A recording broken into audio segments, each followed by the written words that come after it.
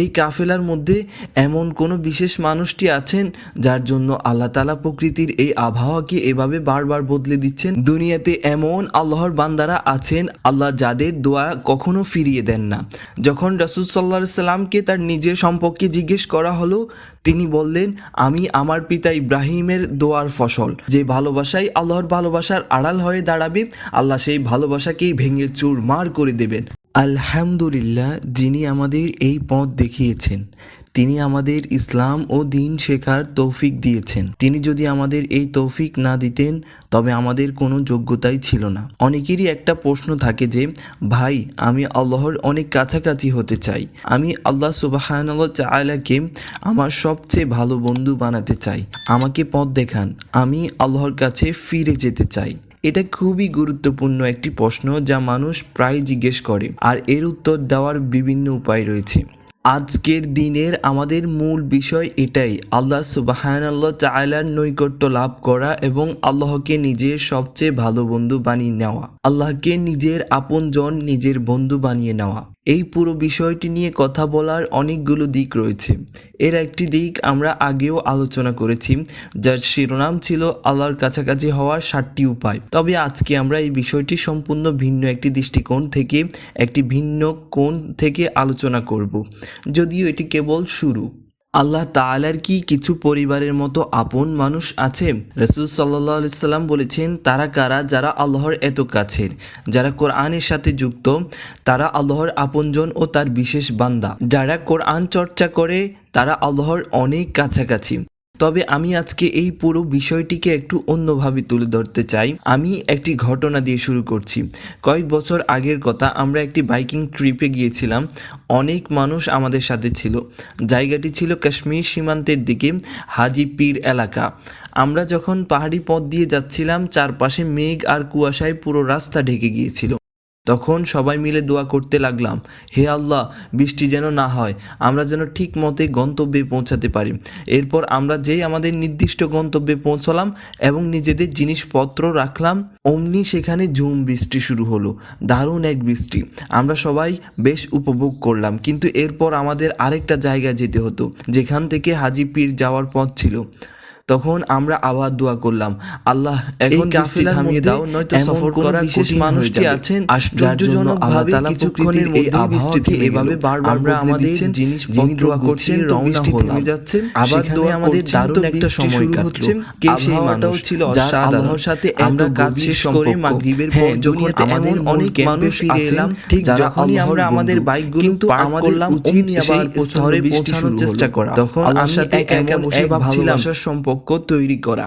হাদিসে আসে, আল্লাহ তাআলা এমন কিছু বান্দা আছেন যারা যদি আল্লাহর নামে কোনো কসম খেয়ে বসেন যে, হে আল্লাহ, তোমার জাতের কসম তুমি এই কাজটি করে দাও, আল্লাহ অবশ্যই তাদের কসম পূরণ করেন। আল্লাহর সাথে তাদের এত মহব্বত, এত ভালোবাসা যে আল্লাহ তাদের কথা ফিরিয়ে দেন না, কারণ আল্লাহ তাদের ভালোবাসেন। আমাকে পুরনো যুগের জিহাদের কিছু ঘটনা শোনানো হয়েছিল।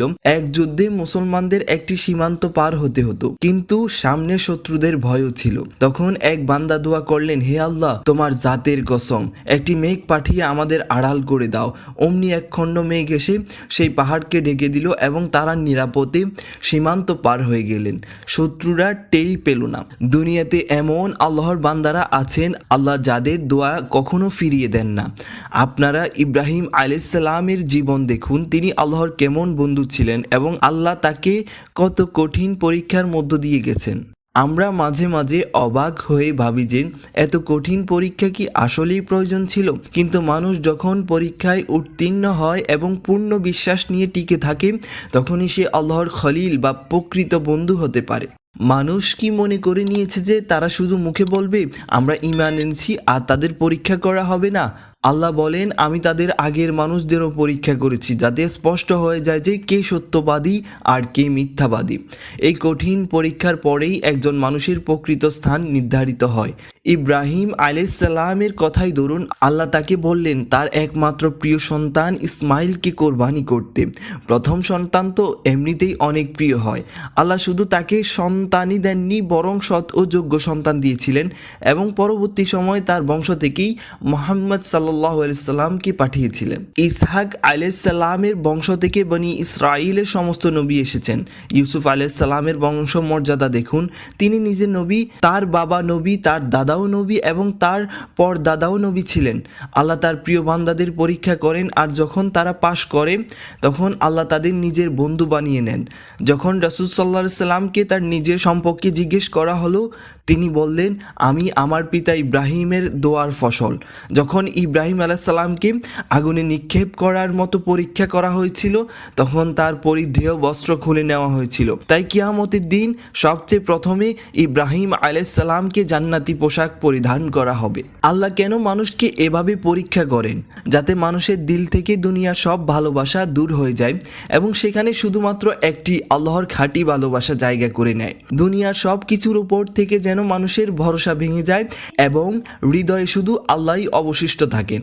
একটা কথা মনে রাখবেন, যে বান্দা আল্লাহর কাছাকাছি হতে চায়, যে চায় তার রব তার উপর সন্তুষ্ট হোক এবং সেজন্য চেষ্টা করে, তখন দুনিয়ায় যে ভালোবাসাই আল্লাহর ভালোবাসার আড়াল হয়ে দাঁড়াবে, আল্লাহ সেই ভালোবাসাকেই ভেঙে চুরমার করে দেবেন। আল্লাহ সেই জিনিসটি তার থেকে ছিনিয়ে নেবেন, যাতে বান্দা বুঝতে পারে দুনিয়ার এই জিনিসগুলো আসলে ধোঁকা ছাড়া আর কিছুই নয়, যাতে মানুষের হৃদয় আল্লাহর ভালোবাসা একদম খাঁটি হয়ে যায়। তাই আমার ভাই ও বোনেরা, আপনারা জীবনের সব ভালোবাসাকে আল্লাহর ভালোবাসার নিচে রাখুন।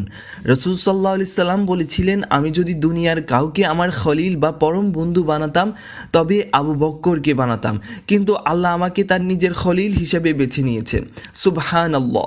সাহাবীরা কত চমৎকার মানুষ ছিলেন, তারা আল্লাহ তার রসুলকে কতটা ভালোবাসতেন। ওমর, উসমান, আলী, তাদের ভালোবাসা এত গভীর ছিল যে তা কখনোই আল্লাহর ভালোবাসার ওপরে যায়নি। যখন মানুষের মন থেকে সব পিছুটান দূর হয়ে যায়, তখনই সে আল্লাহর প্রকৃত বন্ধু হতে পারে।